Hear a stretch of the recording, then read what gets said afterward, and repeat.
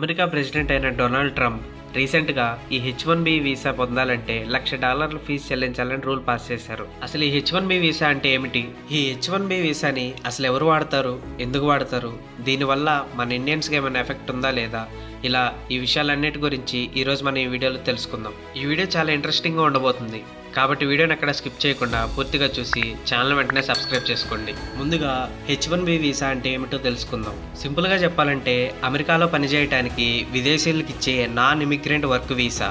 ఇది ప్రాధాన్యంగా IT, engineering, medical, finance and research రంగంలో ఉన్న వారికి ఇస్తారు. దీని ద్వారా యుఎస్ కంపెనీస్ ఫారిన్ వర్కర్స్ని హైర్ చేసుకోవచ్చు. ఇది మొత్తం మూడు సంవత్సరాల లెక్క మొత్తం 6 సంవత్సరాలు వ్యాలిడిటీ ఉంటుంది. అంటే ఇది అప్లై చేసుకున్నాక మొదటి 3 సంవత్సరాల వరకు వ్యాలిడిటీ ఉండి ఆ మొదటి 3 సంవత్సరాలు అయిపోయిన తర్వాత మరొక 3 సంవత్సరాలు ఎక్స్పెండ్ చేసుకోవచ్చు. అలా టోటల్ మొత్తం 6 సంవత్సరాలు వ్యాలిడిటీ ఉంటుంది. ఎక్కువగా భారతీయులు ముఖ్యంగా ఐటీ ఉద్యోగాలు చేసేవారు ఈ వీసా కోసం అప్లై చేస్తారు. ఇప్పుడు మీకు ఈ H1B వీసా అంటే ఏమిటో అర్థమైందని అనుకుంటున్నాను. ఇక మ్యాటర్లోకి వెళ్తే, అమెరికాలో ఉద్యోగం చేయాలని కళ్ళకంటున్న వారికి H1B వీసా ఎంత ముఖ్యమో అందరికీ తెలిసిందే. ముఖ్యంగా భారతీయులకి ఇది ఒక పెద్ద అవకాశం. కానీ ఇప్పుడు ట్రంప్ ప్రభుత్వం ఒక పెద్ద నిర్ణయం తీసుకుంది. ఇకపై అమెరికాలోకి కొత్తగా H1B వీసాతో రావాలంటే ఒక కొత్త నిబంధన అమలులోకి వచ్చింది. ఆ నిబంధన ఏమిటంటే, కంపెనీ లేదా స్పాన్సర్ చేసే ఎంప్లాయర్ తప్పనిసరిగా $1,00,000 ఫీజు చెల్లించాలి. ఈ ఫీజు చెల్లించకపోతే వీసా మంజూరు అవ్వదు. అలాగే అమెరికాలోకి ప్రవేశం కూడా ఇవ్వరు. ఈ ఆర్డర్ 2025 సెప్టెంబర్ 21 నుంచి అమలులోకి వస్తుంది.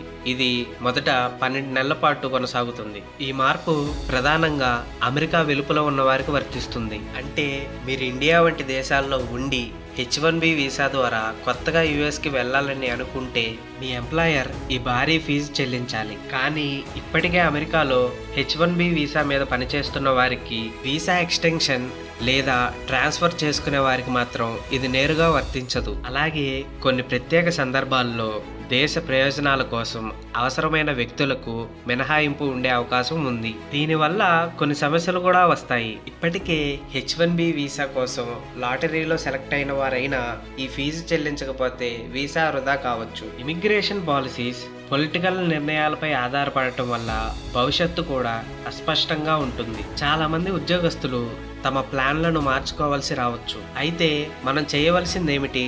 మీరు ఇప్పటికే అమెరికాలో ఉంటే వీసా ఎక్స్టెన్షన్ లేదా ట్రాన్స్ఫర్ ప్రాసెస్ త్వరగా పూర్తి చేసుకోవటం మంచిది. కొత్తగా అప్లై చేయాలనుకుంటే మీ స్పాన్సర్ నిజంగా ఈ ఫీజు భరిస్తారా లేదా అన్నది స్పష్టంగా తెలుసుకోవాలి. అవసరమైతే ఓ వీసా లేదా ఈబీ వీసా లాంటి ఇతర మార్గాలను కూడా పరిశీలించాలి.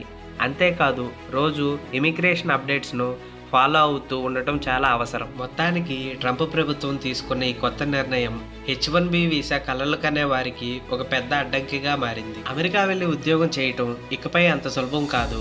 అయినప్పటికీ సరైన సమాచారం, సరైన ప్లానింగ్ ఉంటే అవకాశాలను ఇంకా ఉపయోగించుకోవచ్చు. ఇంతకు మీ అభిప్రాయం ఏమిటి? ఈ $1,00,000 ఫీజు న్యాయమా అన్యాయమా? కామెంట్స్లో తప్పకుండా రాయండి. అలాగే వీడియో నచ్చినట్టయితే లైక్ చేసి, ఎవరైతే అమెరికా వెళ్దామని ప్లాన్ చేస్తున్నారో ఆ ఫ్రెండ్కి వీడియోని షేర్ చేసి ఛానల్ వెంటనే సబ్స్క్రైబ్ చేసుకోండి. మరొక వీడియోలో మళ్ళీ కలుద్దాం. Thanks for watching.